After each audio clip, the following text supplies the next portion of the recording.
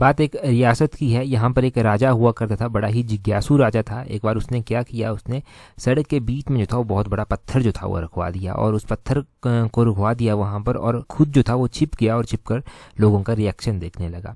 अब बारी बारी जो था वो लोग अपनी दिनचर्या के लिए जा रहे थे, लोग जो था वो आ रहे थे। उसमें बहुत सारे धनी लोग थे, बहुत सारे विद्वान लोग थे, सभी आए। सभी ने क्या किया, सभी ने पत्थर को देखा कि उनको वहाँ से कोई फ़ायदा नहीं होगा, और उन्होंने वहाँ पर साइड साइड से रास्ता निकाला और वहाँ से निकल गए, और राजा की बुराई की कि देखो प्रजा का ध्यान नहीं रखता, कैसे खड्डे जो हैं वो रास्ते में पड़े हुए हैं, कैसी चट्टानें रास्ते में पड़ी हुई हैं, और वहाँ से क्रिटिसाइज़ करते हुए जो है वो निकल गए। थोड़ी देर बाद जो था एक मेहनती और एक बड़ा ही निर्धन व्यक्ति जिसने सर के ऊपर सामान उठा रखा था, वो जो है वो वहाँ से आता है। उसने देखा कि रास्ते में बहुत बड़ा पत्थर जो है वो पड़ा हुआ है। उसने अपना सामान नीचे रखा और पत्थर को हटाने की कोशिश की। उसने बड़ी मेहनत की, पत्थर नहीं हट रहा था, परंतु फिर भी लगातार प्रयत्न करता रहा, और अंत में जो था वो उसे कामयाबी मिली और उसने पत्थर हटा दिया। जैसे ही उसने पत्थर हटाया, उसने पत्थर के नीचे देखा कि एक बैग रखा हुआ है। उस बैग के अंदर जो है बहुत सारी सोने की मुद्राएं रखी हुई हैं जिनसे वो अपना जीवन भर का गुजारा कर सकता है, और एक नोट भी जो था वो वहाँ पर रखा हुआ था। उसने नोट के अंदर जो लिखा हुआ था वो पढ़ा, तो उसे जानने को मिला कि ये जितना भी धन है ये उसे मिला है, और पत्थर हटाने का इनाम जो है वो उसे दिया गया है। तो इस सारे सिनेरियो से, इस सारी कहानी से ये पता चलता है कि राजा ने उस व्यक्ति को ये दिखाया कि अगर तुम मेहनत करोगे, समस्याओं का सामना करोगे, तो सफलता तुम्हें अवश्य जो है वो मिलेगी। देखो, जीवन में बहुत सारे लोग ये नहीं समझ पाते कि प्रत्येक बाधा जो रास्ते में आती है वो जीवन में परिस्थितियों को सुधारने का एक अवसर जो है वो प्रस्तुत करती है। अब उनके साथ आपने कैसे मैनेज करना है वो आपके ऊपर निर्भर करता है कि आप जो है वो एक अलग से दूर का रास्ता बनाकर जो है वो चले जाएंगे, या फिर उस पत्थर को हटाएंगे, उस बाधा को हटाएंगे, और उस बाधा को हटाने के बाद जो फल तुम्हें मिलेगा, जो इनाम तुम्हें मिलेगा, तुम उसको जो है वो ग्रहण करोगे। देखिए, लाइफ में परेशानियां आती रहती हैं, बाधाएं आती रहती हैं, उनका मुकाबला हमेशा करना चाहिए। बाकी लोगों की तरह कभी भी जो है रास्ता नहीं बदलना चाहिए, क्योंकि रास्ता बदलने के चक्कर में कई बार आप एक बहुत अच्छी अपॉर्चुनिटी जो है वो मिस कर देते हैं। जिंदगी में जो भी परिस्थितियां हो, उन परिस्थितियों से हमेशा ही सीखने की कोशिश करें। नमस्कार, आज हम डिस्कस करेंगे इंपॉर्टेंट हिमाचल प्रदेश जीके के क्वेश्चन। देखिए, हिमाचल प्रदेश जीके के इंपॉर्टेंट क्वेश्चन जो है हम डिस्कस करेंगे। हर एक क्वेश्चन जो है वो एग्जाम पॉइंट ऑफ व्यू से जो है वो इम्पोर्टेंट है। और देखिए, आज हमारे मिशन एलाइड के 75 पार्ट जो है वो कंप्लीट हो गए हैं। तो जैसे भारत ने आज़ादी के 75 वर्ष जो था वो पूरे किए, फिर आज़ादी का अमृत महोत्सव जो है अब हम मना रहे हैं, उसी तरह जो है हम भी अब अमृत महोत्सव जो है वो मनाएंगे। जब तक HAS का एग्ज़ाम नहीं हो जाता, हमने जो भी पीछे पढ़ रखा है उसको हम रिवाइज जो है वो करेंगे, चाहे वो हिमाचल जीके का होगा, चाहे वो कोई और सब्जेक्ट होगा। हम पीछे की चीज़ों को जो है वो ज़्यादा रिवाइज करेंगे। डेली हम 10 क्वेश्चन डिस्कस करते थे, आज हम 20 क्वेश्चन जो है वो डिस्कस करेंगे। सबसे पहला क्वेश्चन देखिए, बोलते हैं in which valley are the town of Sanawar, Dagshai and Kasauli situated. तो बोलते हैं कि कौन सी घाटी में ये सनावर, डक्साई और कसौली शहर जो है वो स्थित है। तो ये गांव जो है वो सरसा वैली में जो है वो स्थित है। ऑप्शन बी जो है वो सही आंसर हो जाएगा। अब सरसा वैली कहाँ पर स्थित है और क्या पूरी कहानी है वो हम जानते हैं। ये जो सरसा घाटी है ये मुख्य रूप से जो है वो जो कालका आता है, कालका से लेकर नालागढ़ तक जो है वो फैली हुई है, और इसमें जो है वो इंडस्ट्रियल एरिया जो है वो ज़्यादा आते हैं। इसको इंडस्ट्रियल वैली भी जो है वो कह देते हैं। इसमें परमाणु, बद्दी, बरोटी वाला, नालागढ़, ये सारे औद्योगिक क्षेत्र जो हैं वो आते हैं।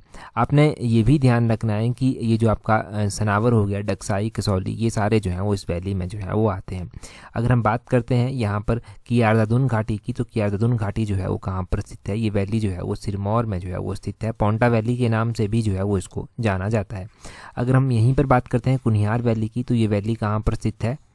कुनिहार वैली जो है वो डिस्ट्रिक्ट सोलन में स्थित है। और अगर हम बात करते हैं सप्रू वैली की, तो सप्रू वैली जो है ये भी सोलन में स्थित है। तो ये सारा आपको वैलीज़ के बारे में पता चल गया। अगला क्वेश्चन जो है देखते हैं हमारे पास क्या दिया गया, ये वही लिखा गया है डिटेल में।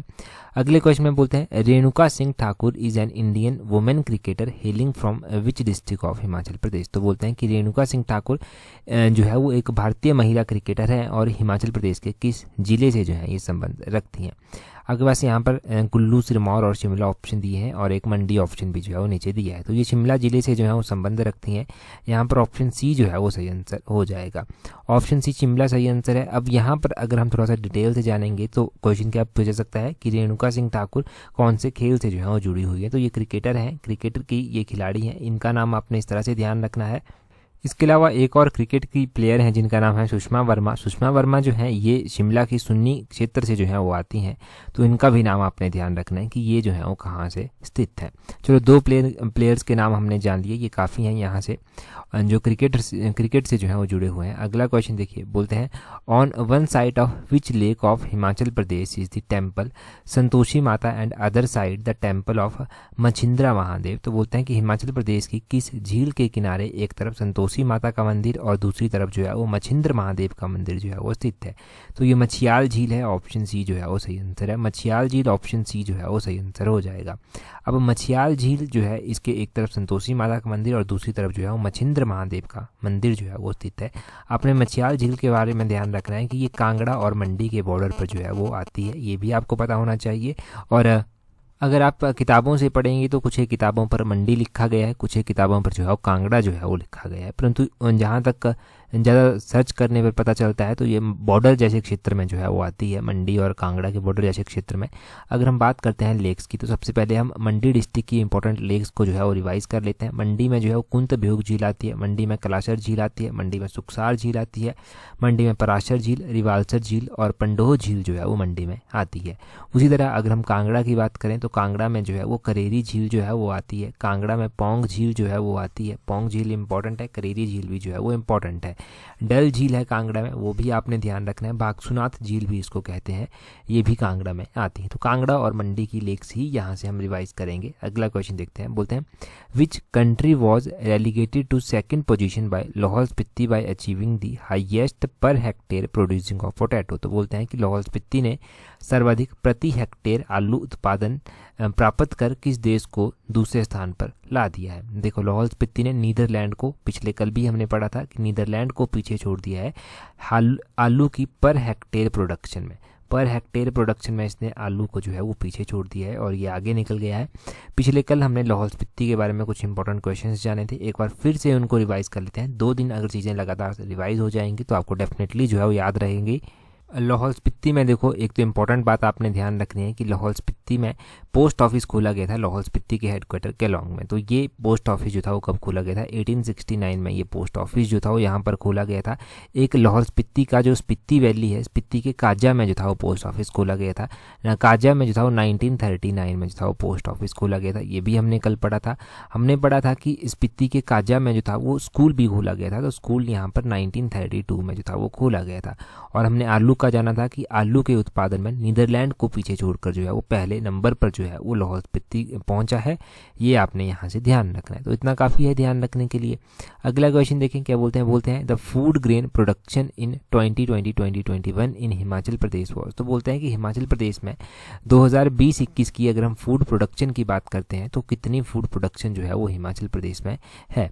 अब ये भी इम्पॉर्टेंट है, तो ये जो है वो 15.28 लाख मैट्रिक टन है, ऑप्शन बी सही आंसर है। आपके पास 15.21 लाख भी जो है वो हो सकता है, क्योंकि लास्ट टाइम का इकोनॉमिक सर्वे 15.28 जो है दर्शाता है, इस बार का economic survey 15.21 lakh metric tonne जो है वो दिखाता है, ये आपने ध्यान रखना है। अच्छा ये तो 2020-21 की है, उसके बाद का डाटा भी तो इम्पोर्टेंट है आपके लिए। 2020-21 के बाद 2021-22 का डाटा हमारे पास आता है, वो भी इम्पोर्टेंट है। 2021-22 के बाद जो है हमारे पास जो डाटा आता है वो 2022-23 का एंटीसिपेटेड डाटा जो है वो आता है, जो अनुमानित डाटा है यहाँ का वो आता है। अगर हम 2021-22 की बात करें तो 2021-22 में जो है वो इसमें इंक्रीज देखने को मिला और ये 16.92% जो था वो एक्सपेक्टेड की गई, ये आपने ध्यान रखना है।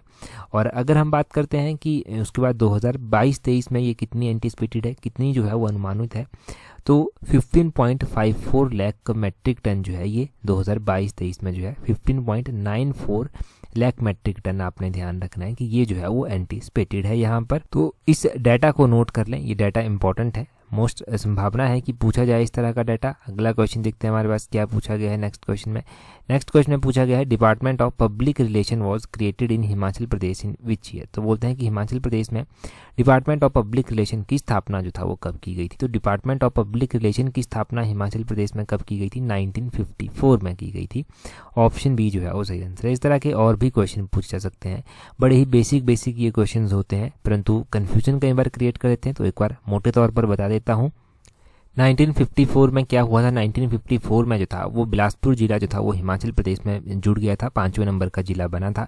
1956 में हिमाचल प्रदेश केंद्र शासित प्रदेश जो है वो बन जाता है, ये आपने ध्यान रखना है। 1960 में जो है वो किन्नौर एक जिला जो है वो बन जाता है। 1971 में जो है वो हिमाचल प्रदेश 18वें नंबर का जो है वो स्टेट बनता है, पूर्ण राज्य का दर्जा इसे मिलता है। 1970 में उससे पहले जो है वो हिमाचल प्रदेश विश्वविद्यालय की स्थापना की जाती है।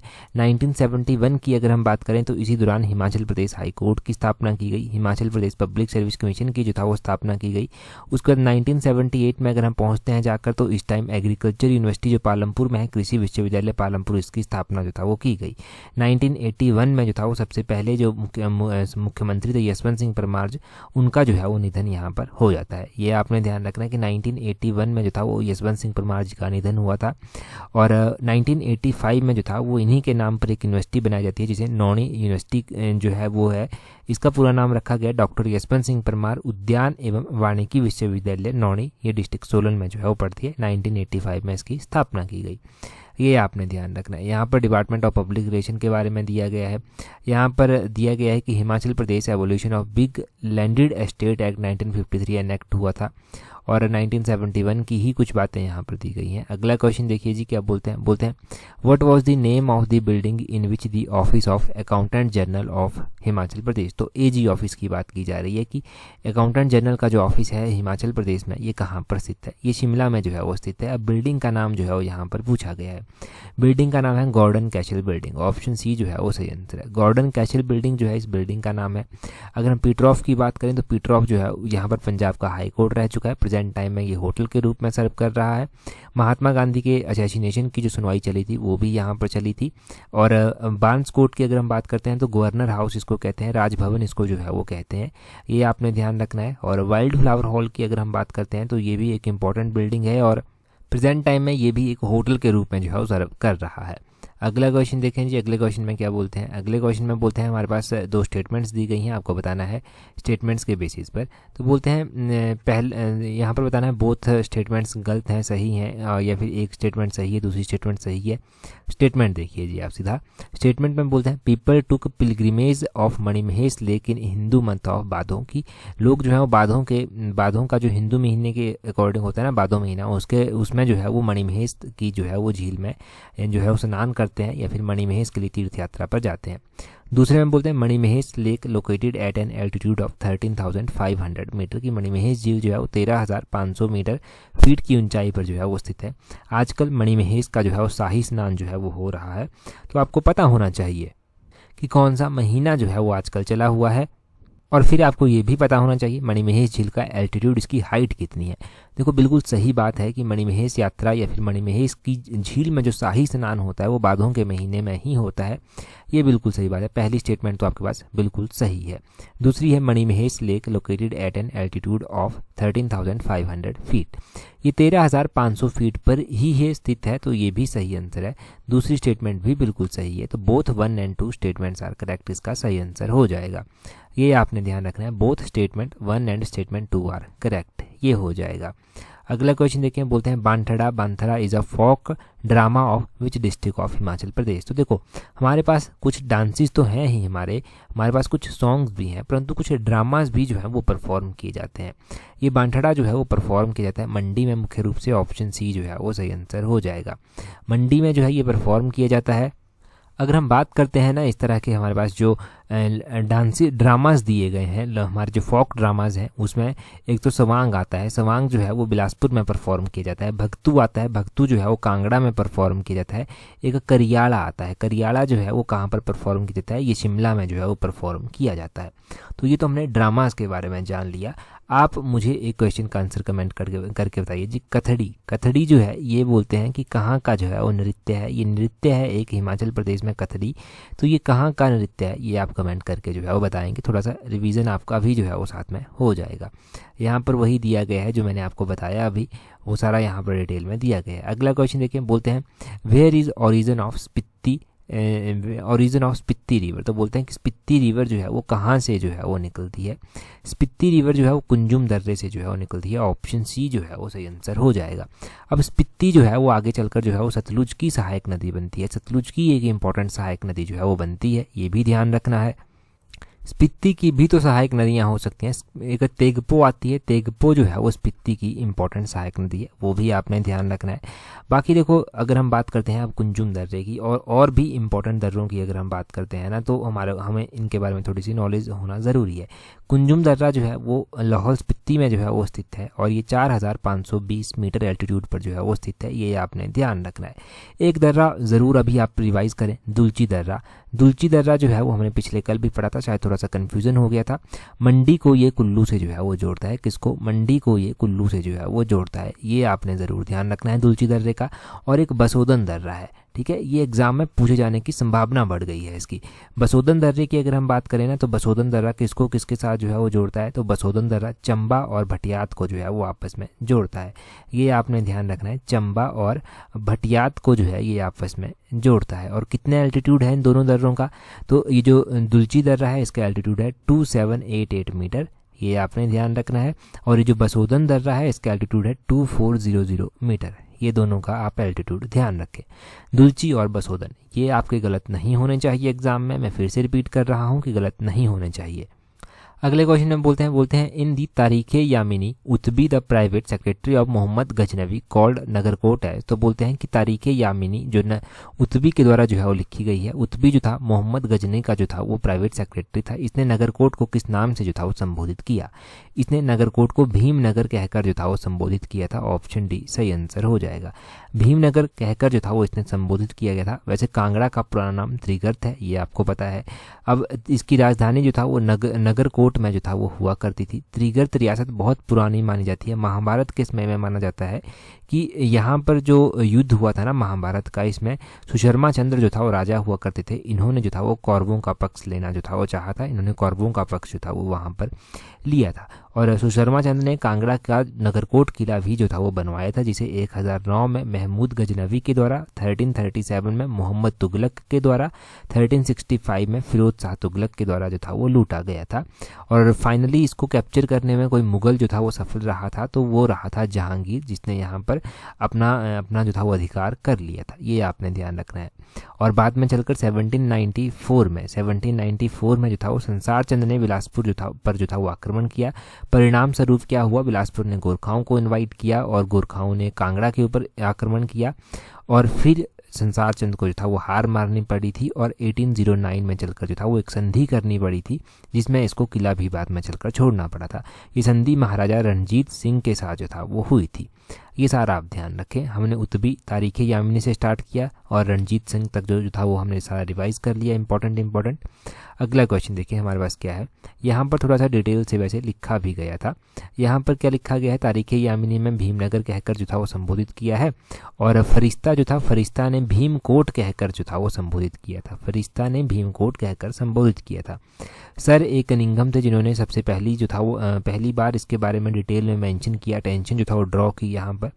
और जलंधर जो था ये आपने ध्यान रखना है कि टॉलमी हो गया ग्रीक जियोग्राफर, इनकी वर्णन में भी जो है वो देखने को मिलता है। और इसने जो था वो इसको जो था वो क्या कहकर संबोधित किया था? कालिंदरीन कहकर जो था वो इसने इसको संबोधित किया था टॉलमी ने, ये भी आपने ध्यान रखना है। अगला क्वेश्चन देखिए, बोलते हैं which of the following lakes is visited by Gaddis on Janmashtami. तो अभी जन्माष्टमी थी ना, तो जन्माष्टमी को कौन सी लेक विजिट की गई? डल झील। ऑप्शन सी जो है वो सही आंसर हो जाएगा। चंबा की जो डल झील है ना उसकी बात की जा रही है। ये झील जो था वो गद्दीज के द्वारा विजिट की गई, यहाँ पर भी स्नान किया जाता है, पवित्र जो है वो माना जाता है। तो लामा डल झील की अगर हम बात कर रहे हैं, यहाँ पर लामा डल झील कहाँ पर स्थित है जी? ये कांगड़ा में, ये जो है वो चंबा में स्थित है, ये आपने ध्यान रखना है। और डल झील जिसे भागसुनाथ झील भी कहते हैं वो कांगड़ा में स्थित है, वो आपको पता ही है।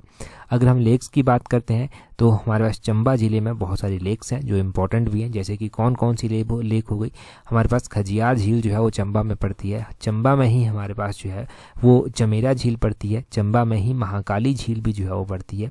चंबा में मणिमहेश झील भी जो है वो पड़ती है। चंबा में घड़ासरू झील भी जो है वो पड़ती है। तो ये झील जो है वो आपने ध्यान रखनी है जो स्थित हैं आपके चंबा में। अगला क्वेश्चन देखें क्या बोलते हैं। नेक्स्ट क्वेश्चन में बोलते हैं in which river basin is upper joiner hydro power project. तो बोलते हैं कि upper joiner hydro power project जो है वो कहाँ पर, कौन से रिवर बेसिन पर है? तो ये रावी रिवर बेसिन पर जो है वो बना हुआ है। अब यहाँ पर थोड़ा सा डिटेल से देखें। Upper joiner hydro electric project site जो है ये लोकेटेड है ये जो है ये बैरा और सियूल नाला के बीच में जो है वो स्थित है। ट्राइब्यूटरीज हैं ये दोनों की दोनों रावी की। तो ये क्या हुआ, एक तरह से ये रावी नदी बेसिन पर ही जो है वो बनी हुई है। बैरा और सियूल ये किसकी सहायक नदियाँ हैं, तो आपको पता होना चाहिए कि ये जो है वो रावी की जो है वो सहायक नदियाँ आगे चलकर जो है वो बनती हैं चंबा डिस्ट्रिक्ट में। चंबा शहर जो है वो रावी नदी के किनारे जो है वो स्थित है।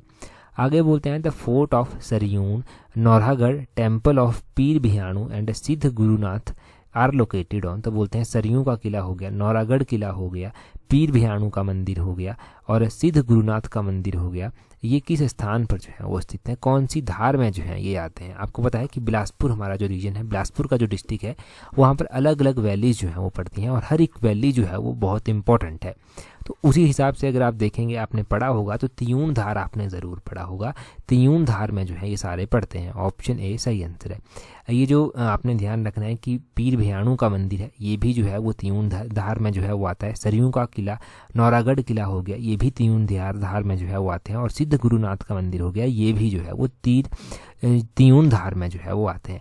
बिलासपुर में अगर हम धारों की बात करते हैं ना, तो जैसे कि नैना देवी मंदिर हो गया, माता नैना देवी का मंदिर, ये नैना देवी धार पर ही स्थित है। बिलासपुर में बछरेटू एक इम्पॉर्टेंट जो है वो स्पॉट है, स्नान करने लोग यहाँ पर जाते हैं। तो कोट हिल में जो है ये स्थित है, कोट धार पर जो है ये स्थित है। और बंदला धार जो है वो बिलासपुर में आती है। यहाँ पर हाइड्रो इंजीनियरिंग कॉलेज जो है वो बना हुआ है, वो आपने ज़रूर ध्यान रखना है। दानवीन वैली पूछी जाती है, दानवीन वैली कहाँ पर स्थित है, तो दानवीन वैली आपने ध्यान रखना है कि दानवीन वैली जो है वो बिलासपुर में स्थित है। तो यही सब लिखा गया है जो हमने ऑलरेडी जान लिया। आगे क्वेश्चन देखें, बोलते हैं what is the architect style of आदि ब्रह्मा टेम्पल ऑफ कोकान। हमारे मंदिर और उनका आर्किटेक्ट स्टाइल, यहाँ से भी एक नेट सेट क्वेश्चन जो है वो बनता है और जो एग्जाम में आपका 1 नंबर जो है वो पक्का कर देता है बिल्कुल आसानी से। अगर हम बात करते हैं जी, यहाँ पर हमारे पास जो कोकान में आदि ब्रह्मा टेम्पल है वो जो है वो कौन से आर्किटेक्ट स्टाइल में जो है वो बना हुआ है, तो आपके पास 4 आर्किटेक्ट स्टाइल जो है वो दिए हुए हैं। ये मंदिर जो है ये बना हुआ है पैगोडा आर्किटेक्ट स्टाइल में। ऑप्शन सी जो है वो सही आंसर है। आदि ब्रह्मा टेम्पल कोखान जो कि कुल्लू में जो है वो पड़ता है, ये पैगोडा स्टाइल में जो है वो बना हुआ है। कुल्लू का ही एक हडिम्बा माता का मंदिर है जो मनाली में स्थित है, डुंगरी माता भी कहते हैं, ये भी पैगोडा स्टाइल में ही जो है वो बना हुआ है। कुल्लू में हमने एक और मंदिर पढ़ा था, त्रिपुरा सुंदरी का मंदिर जो कि नग्गर में स्थित है, ये भी पैगोडा स्टाइल में ही जो है वो बना हुआ है। आदि ब्रह्मा का मंदिर कुल्लू का हमने पढ़ लिया, ये भी पैगोडा स्टाइल में ही बना हुआ है। चंबा के मंदिर इंपॉर्टेंट होते हैं जो कि एग्जाम में पूछे जाते हैं। चंबा का लक्षणा देवी मंदिर जो कि भरमौर में स्थित है, चंबा का शक्ति देवी मंदिर जो कि छतराड़ी में स्थित है, ये पेंट रूफ आर्किटेक्ट स्टाइल में जो है वो बने हुए हैं। तो इनका स्टाइल ध्यान रखना है, पेंट रूफ आर्किटेक्ट स्टाइल इनका है। तो ये आप ज़रूर यहाँ से नोट डाउन करें, इन बातों को ध्यान में रखें। अगला क्वेश्चन देखते हैं हमारे पास क्या पूछा गया है। बोलते हैं during the rain of Pratap Singh Varman a war broke out between Chamba and which princely state. तो बोलते हैं कि प्रताप सिंह वर्मन राजा हुआ करते थे, इनके कार्यकाल के दौरान चंबा का किस रियासत के साथ जो था वो युद्ध हुआ था। अगर हम चंबा रियासत की बात करते हैं तो चंबा के राजा थे प्रताप सिंह वर्मन और ये किसके समकालीन थे, ये अकबर के समकालीन हुआ करते थे। इनका युद्ध जो था वो किस रियासत के साथ हुआ था ये पूछा गया है यहाँ पर। तो इनका युद्ध जो था वो हुआ था कांगड़ा रियासत के साथ। ऑप्शन बी जो है वो सही आंसर हो जाएगा। प्रताप सिंह वर्मन की अगर हम बात करें तो इन्होंने जो था वो युद्ध लड़ा था कांगड़ा के राजा चंद्रपाल के साथ, ये भी आपने ध्यान रखना है। और इसमें कांगड़ा के राजा का भाई था जीत चंद जो मारा गया था। कांगड़ा का एक चड़ी क्षेत्र था जो कांगड़ा ने अपना खो दिया था। और उसके बाद आपको ये पता होना चाहिए कि प्रताप सिंह वर्मन थे, ये अकबर के समकालीन जो था वो हुआ करते थे। हमने पिछले कल भी तो जाना था ना, एक बैटल के बारे में हमने जाना था। वो बैटल कौन सी थी, वो बैटल थी बैटल ऑफ ढलोग। तो ये बैटल ऑफ ढलोग किस किस के साथ हुई थी, ये चंबा की हुई थी और चंबा की ये नूरपुर रियासत के साथ हुई थी। चंबा के राजा जनार्दन हुआ करते थे और नूरपुर के शासक जो था वो जगत सिंह जो था वो हुआ करते थे उस टाइम, जिनके साथ ही बैटल ऑफ ढलोग जो था वो हुई थी। चलिए जी, यहाँ से इतना काफ़ी है। अगला क्वेश्चन देखते हैं हमारे पास क्या पूछा गया है नेक्स्ट क्वेश्चन में देखिए पूछा गया है हमसे a folk song describes the escape of which raja from Bushahr to Sirmaur in 1883 owing to dislike of proposed matrimonial alliance with Mandi. तो बोलते हैं एक लोकगीत में मंडी के साथ प्रस्तावित वैवाहिक गठबंधन को नापसंद करने के कारण किस राजा के 1883 में बुशहर से सिरमौर भाग जाने का वर्णन जो है वो किया गया।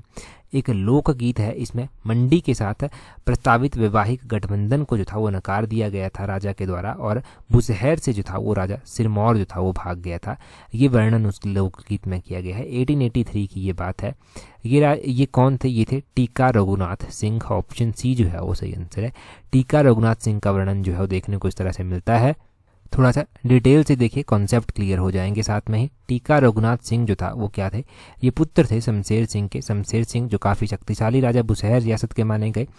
ये एक सॉन्ग है, फोक सॉन्ग। इसमें जो है वो ये वर्णन किया गया है कि टीका रघुनाथ सिंह जो है वो बुशहर से सिरमौर भाग गया था 1883 में, क्योंकि इसने एक मैट्रिमोनियल अलायंस को जो था वो नकार दिया था मंडी के साथ। ये आपने ध्यान रखना है। 1883 की बात है। शमशेर सिंह का ये पुत्र था, नाम था रघुनाथ, और बाकी तो आपने सारा जान ही लिया। अगला क्वेश्चन देखिए, 8वें नंबर का क्वेश्चन बोलते हैं यहाँ पर, which of the following states was founded by descendant of Prithviraj Chauhan. तो बोलते हैं कि निम्नलिखित में से कौन सा ऐसा रियासत है जो जिसकी स्थापना की गई थी जो पृथ्वीराज चौहान थे उनके वंशजों के द्वारा। तो ये है जी आपकी धामी रियासत। ऑप्शन बी जो है वो सही आंसर है। आपने ध्यान रखना है कि धामी रियासत की स्थापना पृथ्वीराज चौहान के वंशजों के द्वारा की गई थी। नाम क्या था जिसने स्थापना की थी? गोविंद पाल जो था वो नाम था। गोविंद पाल के द्वारा जो था वो स्थापना की गई थी। ये आपने ध्यान रखना है। और राजधानी कहाँ पर जो था वो बाद में चलकर बनाई गई थी धामी की, ये भी आपको पता होना चाहिए। तो देखो, धामी की राजधानी जब भी आपसे पूछा जाए तो धामी की राजधानी हल्लोग में जो था वो स्थित थी। ये आपको पता होना चाहिए। हल्लोग में इसकी कैपिटल हुआ करती थी। 1857 का जब विद्रोह हुआ था तो उस टाइम धामी के शासक कौन हुआ करते थे? तो उस टाइम राजा गोवर्धन थे जो धामी के जो था वो धामी के जो था वो शासक थे। गोवर्धन सिंह इनका नाम था। ये भी ध्यान रखना है। और जब 15 अप्रैल 1948 को जब हिमाचल प्रदेश बना था तो कसुम्पटी तहसील का भाग बनकर जो था ये महासू जिले में जो था वो इसको मिला दिया गया था धामी को। ये तो आपको पता होना चाहिए। तो धामी के बारे में आपने जान लिया, ठीक है। धामी का आपने ज़रूर ध्यान रखना है। और कोई रियासत जो आपको जाननी चाहिए यहाँ से, तो यहाँ पर ऑप्शन में देखो चंबा रियासत दिया गया है। इसका तो आपको पता है राजा मेरू वर्मन ने स्थापना की थी। बुशहर रियासत की स्थापना प्रद्युम्न ने की थी, वो भी आपको पता है। थरोच एक ठकुराई दी गई है। थरोच ठकुराई की स्थापना जो था वो किसके द्वारा की गई थी? तो किशन सिंह थे। किशन सिंह के द्वारा जो था वो स्थापना की गई थी। ये आपने ध्यान रखना है कि किशन सिंह ने जो था वो स्थापना की थी थरोच ठकुराई की। थरोच ठकुराई के बारे में भी आपको पता चल गया अब यहाँ से। तो अब आपका गलत नहीं होना चाहिए एग्जाम में क्वेश्चन।